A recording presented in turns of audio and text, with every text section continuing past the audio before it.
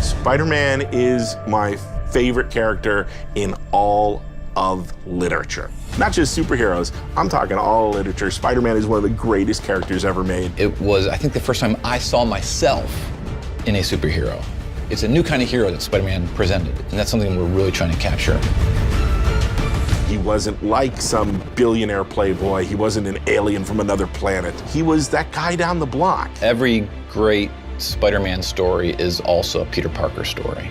One of the most beloved characters around the world. He is us. When you grow up, everybody feels like they're picked on. Everybody feels like no one understands them. That was Spider-Man. With Fisk behind bars, what's next? Maybe Peter Parker can have more of a life. He wants to go on that date, but oh no, there's Electro. Oh no, there's Rhino. Oh no, there's a bank robbery.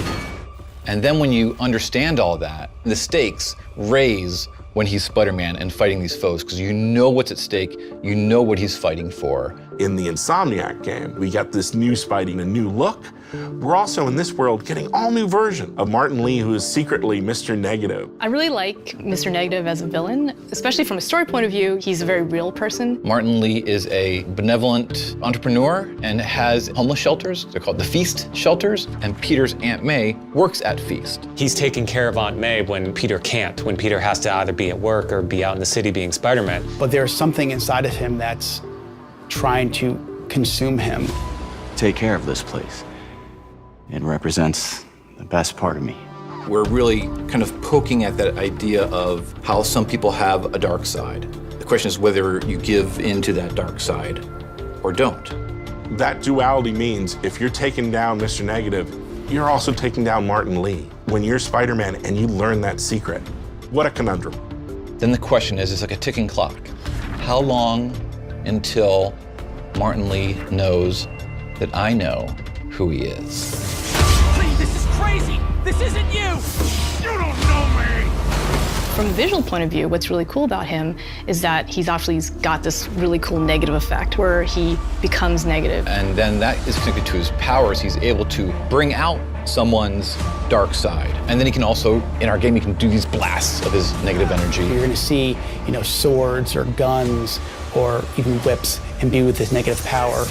And when it comes to Mr. Negative himself, those powers just amplified even more. Everything you care about will be destroyed. The people will beg you for help, but you won't be able to save them. Stop!